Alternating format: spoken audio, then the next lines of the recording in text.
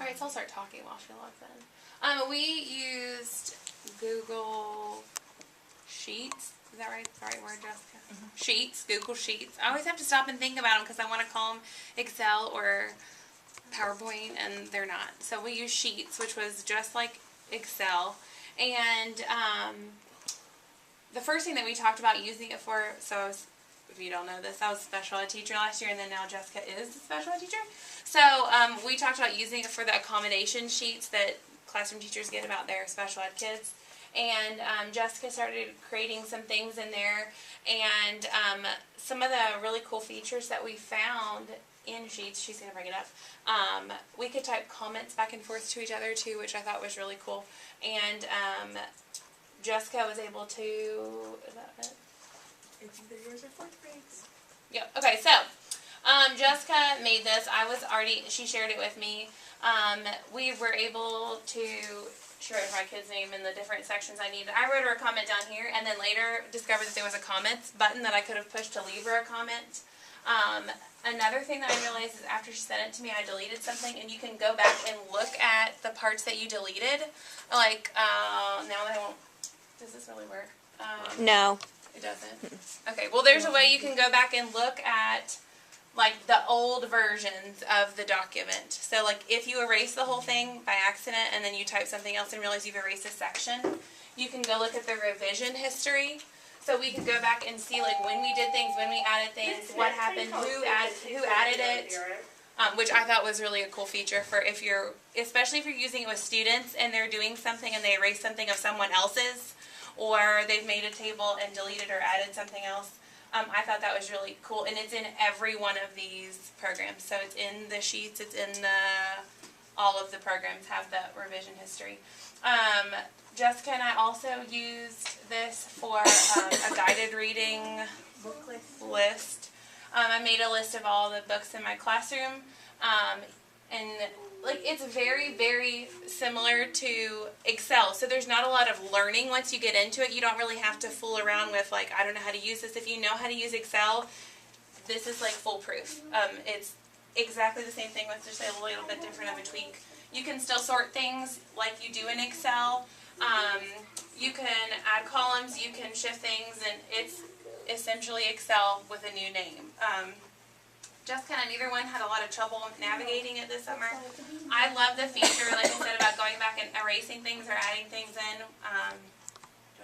Yeah, and this is like something that eventually we could share with, we just shared it together, but we could share it with the whole grade level, and they could add their books on so that we have like a compiled list of all of the guided reading book sets that we have, and if you needed a certain Lexile level, you could look and find it and go to that teacher and say, hey, can I borrow your books? I also really like this. We talked about it too. I have one that is my class list, and every time I need a new thing, I just make a copy of that same document and call it something else. So like I have one for my transportation, how they're getting home. I have one for grades, and I can just go to, it's not going to work, but if you go to File, there's one that says Copy. Create a new copy, a document copy, make a copy, and so I just make a copy of whatever it is that I'm working on, and I can call it something different and have all that same information in there. Are you like mind blown by that? Yeah, that's exactly how it was when I started it. I was like, this is awesome. Because I just keep making a copy of it and doing different things with the same class list, and so I don't have to like restart it. And that kind of goes back to what Lindsay's question was about, well, what if I share it and then it's changed? That's when you want to use that make a copy again. Same thing. That's what she was talking about. Yeah. It's like every time I get on there, I find something new that I'm like, I should have done that the first time, because like your mind is blown. Yeah. By silly little things like that one button that could save you so much time from doing something. So instead of like writing original on the top of everything, you just type it in. You just make a copy of it and it's already there. And if you made a mistake and you saved over it, you could go back to your revision history and find the other one. And on my like longer accommodation lists, I made it to where they couldn't edit them because I used them too. And so that way it doesn't get all changed around, and it's the way that I wanted it. And if they want to change it, I can send them one that they can change. That's Sheets. Thank you. Any questions about sheets? Like I said, if you can run your Excel, it is 99% the same as Excel. So if you can make an Excel spreadsheet, you can do all the same things. You can sort columns, you can use it to add things. Make graphs. Yeah, all the same features with a newfangled name. Next. You want Are you that? looking at me? Either or. You or Josh. Josh, because I didn't bring, I didn't bring. Are you sharing Tabor's Google Classroom? Huh? Are you sharing Tabor's Google? Yeah. Well, yes. Essentially. Yes. I was gonna show how to get there. And Yeah. then show them.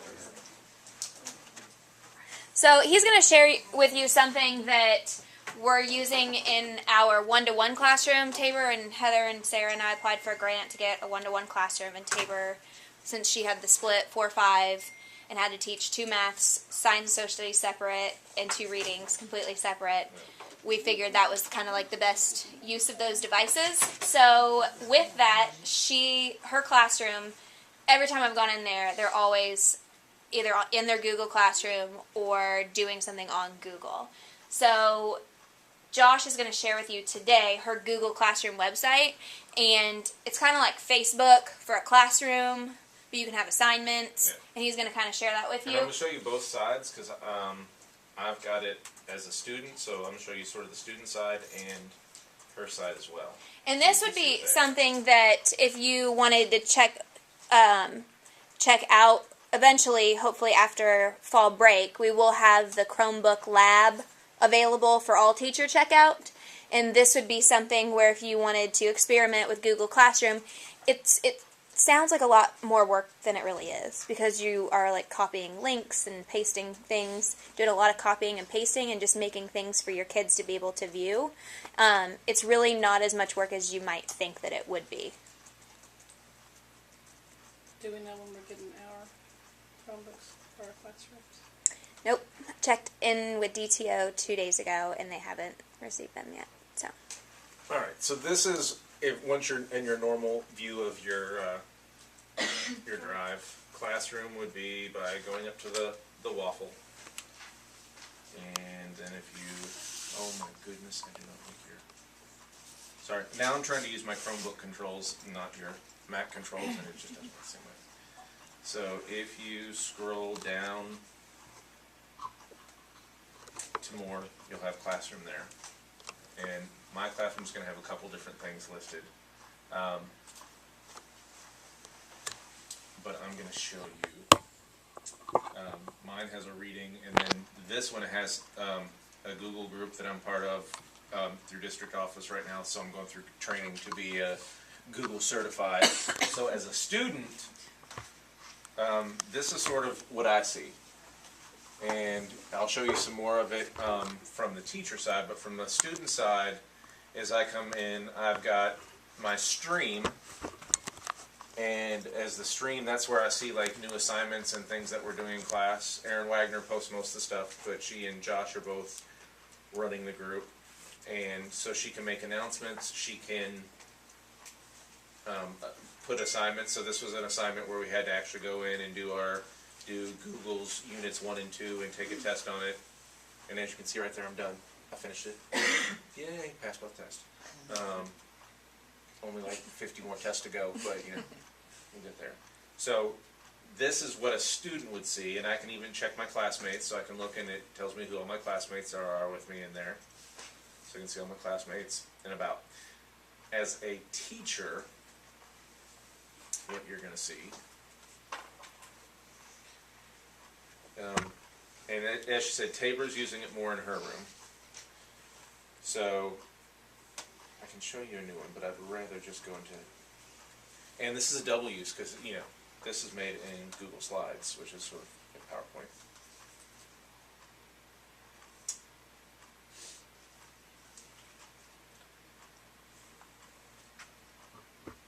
All right.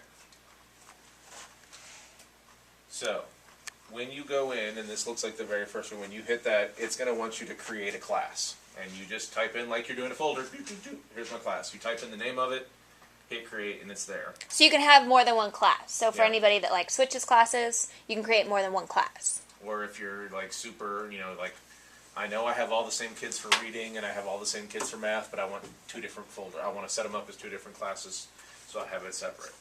And then once you have your class set up, once you have that folder set up, then you have to put your kids in there. And you can do this two different ways. All our kids do have emails, whether they know it or not at this point. So you can invite them by email. A little bit longer, but not really that hard. Or you can basically give them all a code, and when they log on, they can put in this code, and then they're automatically part of the class. Either way.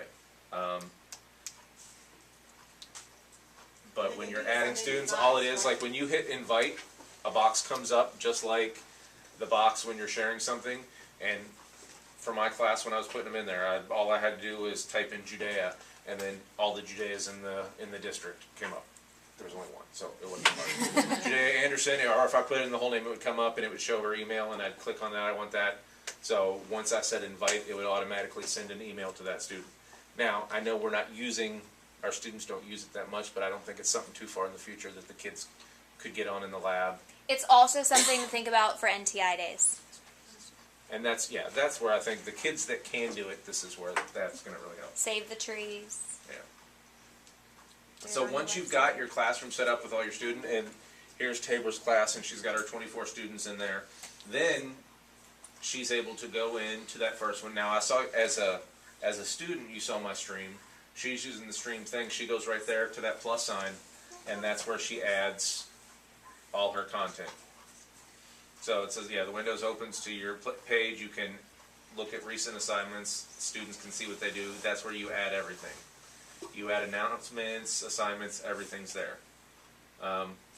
There's one where she added the 4th grade math project, so 2 people have it done, 22 haven't done it, and as the teacher, you can see right away, because once the kids hit done and they finish it, done, you know who's done, and you can actually organize and look at who's, not only does it tell you who's done, but as you're going on, you can go back and actually see who's done, who hasn't done it. So when you're thinking Where about you're at on like it. grouping your kids, how she's using it, from what I've seen, is she'll teach 4th grade while 5th grade's working on something, whether it's a review from lesson that they learned yesterday, or a math game, or a review from some lessons a couple weeks ago. So they're doing some sort of something while she's teaching 4th grade. And then they switch. And then the 4th grades get on the Google Classroom, and they have an assignment that they have to do that has to do with the lesson that she taught that day, or it's a review, or however she wants to do it. But you can kind of see how the Chromebooks make her environment real conducive to teaching 2 things at one time. Yeah, math Because they can have their where- own assignments, and they're right there, and they just pull them up, which is really cool. Math And- especially, she's having to teach those as 2 different classes, so she can get, this is helping her. The other part that's really cool is that her assignments can be in Google Docs, so her kids just submit their assignments to her through Google Docs. Yeah. So she has no paper for some of her assignments. And from this, as they turn them in and they're done, she can assign the grade and send it right back to them, so they can open it back up, and they see what how they've done, what they've done wrong.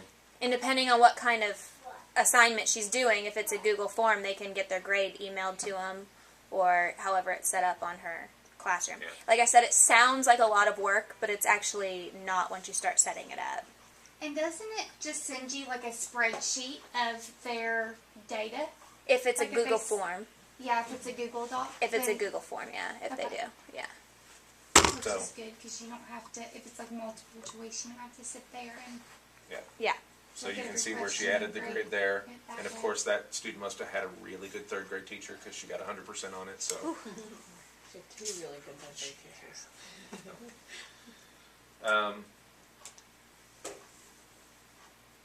Click. Did I lock yours up? No? Great. So yeah, there's a ton of possibilities on this, of different things that we can do. And it's also something that you really need to think about utilizing our lab that we have, because it's open a lot.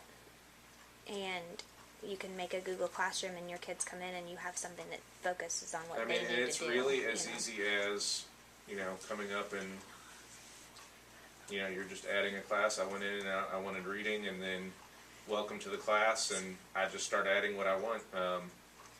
This one I just threw in earlier today for the heck of it, but So your stream is like what you see where it says "Welcome to your class." Anything that he adds would be seen there. It's just like your news feed on Facebook. and I hit that plus and I can add whatever I want.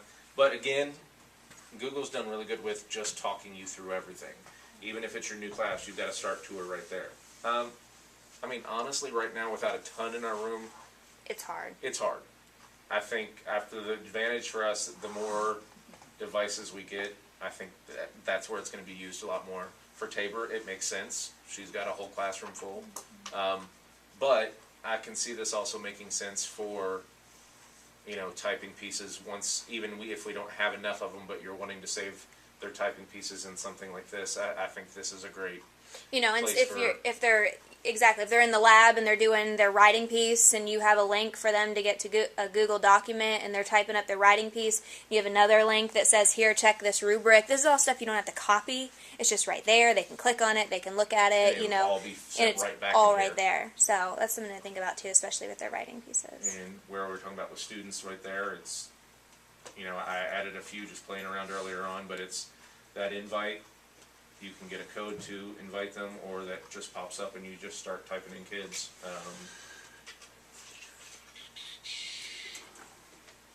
Ella Gould, and there she is.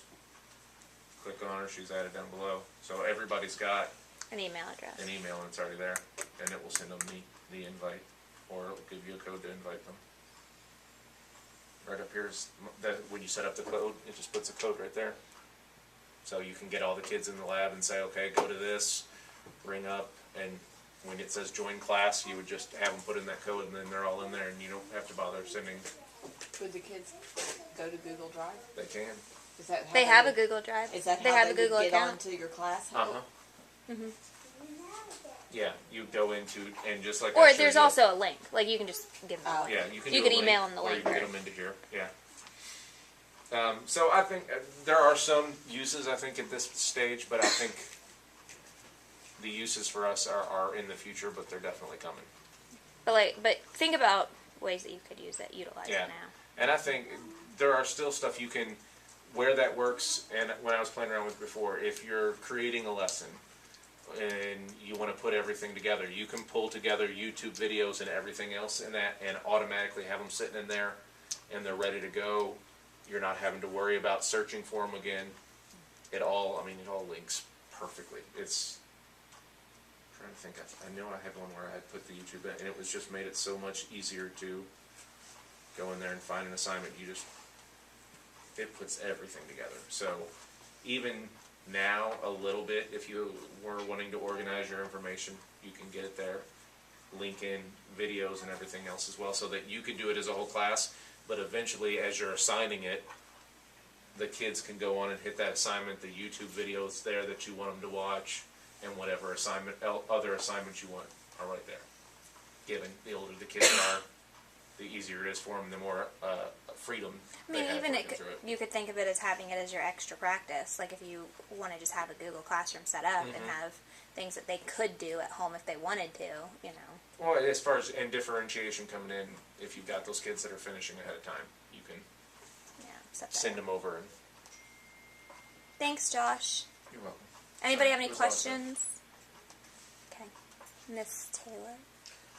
Well, I was doing mine, I went to this same training that, You're fine. Just gotta get you on video. as Josh said, was so pumped up at the teacher who had the classroom that was talking to what she did last year. And the way that she set up her classroom, she had a list of things that they had to do and get done that day, and then a list of things that they could do if they had extra time. And they could click on these things. So the kids that were enriched or needed to be enriched that would finish your assignment, they had something to do that was a reward for being able to do something, you know. And I like that idea. But the one thing I wanted to tell you about is Ad Blocker. If you click on if you download Ad Blocker, or not download it, you know, go get it. It's an extension. It will automatically, like if you get anything from the internet, it'll take out almost all of the ads so that you have a clean copy. So if you want an article about Daniel Boone or the Titanic, it will take away all the ads that come up and pop up so that they can see that without all that distraction and things popping up there that you don't want popping up. And how do you do that? It's called Ad Blocker. You just go and look on the extensions. Okay, so you know where I was telling you about the things that are like the apps that you can use. Let me show you. I'm sorry, I'm not very good. No, you're great. Anyway, that was really, because there's so many times that you know, when you're wanting to get something for research or something to read with the kids on the whiteboard, you've got to try to figure out how to get it without a copy of it, without, you know, some ad for something that you don't want them to get an ad for.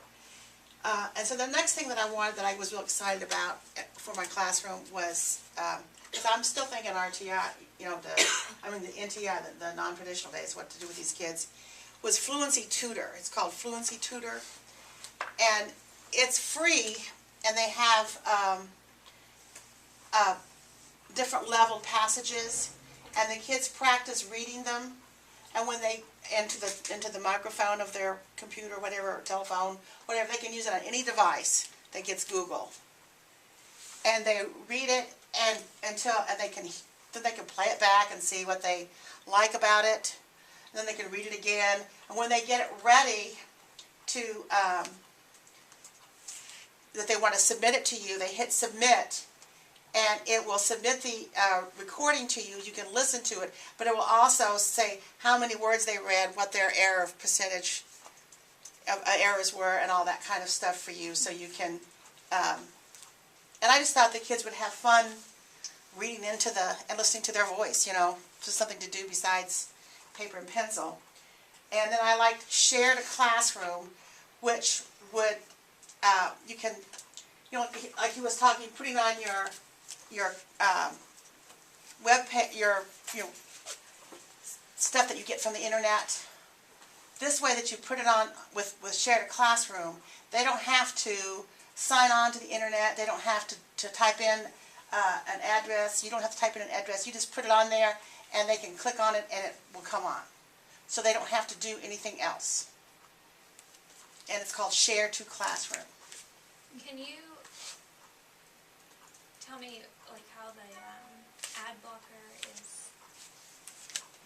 What the name of it is? Ad Blocker. But ADBLOCKER.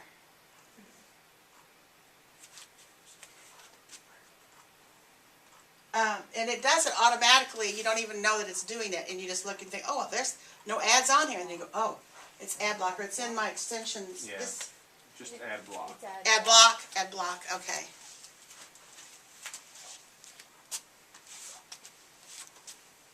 And what was the Fluency Master? 2 words. or Fluency 1 word? Tutor is 2 words. Is it coming up on yours? George? The Fluency Tutor came up on mine. No, the ad block. Ad block's really cool. AdBlock came up on mine, but it said it was already added. Like it had already been added, even though I didn't do it. So maybe you have maybe it. it's already been put on. Ad block is really cool because it does give you a clean copy. And then if you wanted to print the copy, you know, to have a hard copy for, then you would have a hard copy that would be, you wouldn't have to cut and paste anything, or, you know. So those are the things that I was thinking about for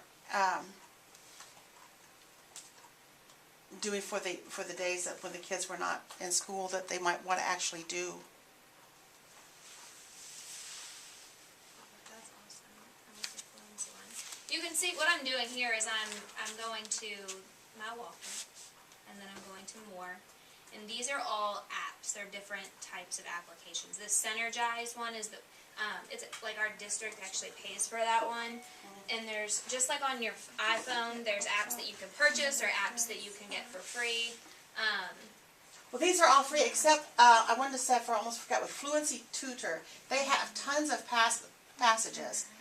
But if you can create your own passage, but access that, you have to pay. I think it's like $29 or $39, but still, of course. And so if you wanted to use it to put in a passage that was related to something that you were reading or at a different, or you couldn't find enough at a certain level, you would have to, if I was going to use this a lot in my classroom, I would go ahead and pay the money because it would be worth it to me to have them, stuff that I could create and put in there, that I know would be the passages that would be relating to what they're studying.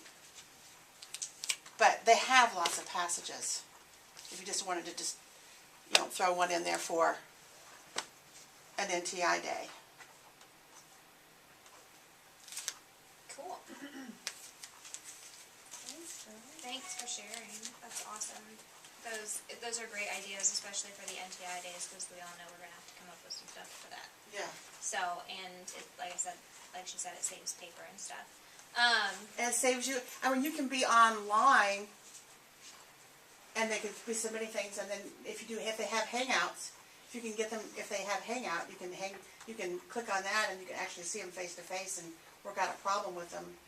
Yeah, there's also Google Hangout, which is an app, which is where you could Skype with them or do homework time with them. You can say, I'm going to be on Google Hangout from 4 to 5. If you need help with homework, get on Google Hangout and see me. So that's kind of cool too. So, we gave you a lot of information today. Hope we didn't overwhelm you. I hope you found it beneficial, and if you have any questions, you can ask Josh. Well, I was going to say one more thing that's cool on here that we probably all use, but it makes it a little bit easier. If you go up to your waffle, and hit the more, scroll down one, the more apps, YouTube, you can access YouTube from here, and it cuts out a ton of the garbage and the stuff that you don't want them to see. There's a little bit, but once you start searching, if you type in Schoolhouse Rock, most everything you see, the extra added stuff that shouldn't be there, is not going to be there. So, when you first load, there's some stuff there, but once you hit Schoolhouse, and type in, the rest of the garbage is gone. Josh, did you get You don't have a lot of the inappropriate out to the side and stuff like that. It all disappears. So that's another thing that we got with this thing is the YouTube without all the ads. Well, and that's what this red hand is up here. If that ad block, it's different than what Joan was talking about. But if you use Google Chrome, that's why we're kind of pushing a lot for our students to use their Google Drive accounts and to sign into Google Chrome. If you use Google Chrome as your web browser, then it automatically blocks all ads, and that's what that red hand is. So, do you? In that training that we had, and I did not write it down for some reason, I can't find it on my notes. They were talking about embedding questions in a video. There's something that they had that did you remember that, Josh? Well, I'm going to ask technology, but I know, because I can't find it anywhere. I'm sure Jody has it. But there is an app, and if I can find it, I'll let you know that you can, if you want them to watch a video, you can embed questions that they have to answer before the video will continue. so it's like the videos that are on.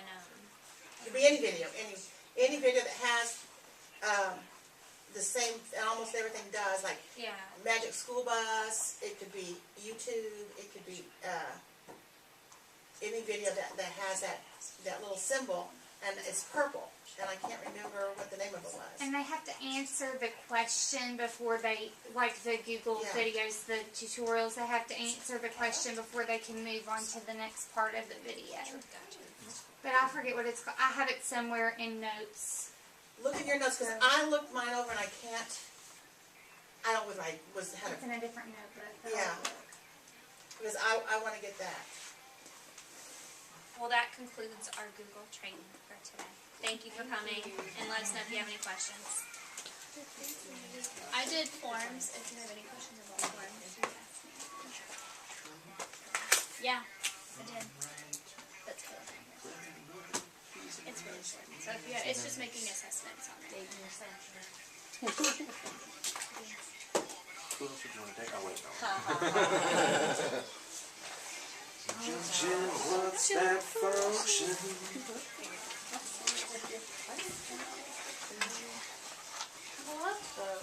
you so much. Saturday morning cartoon.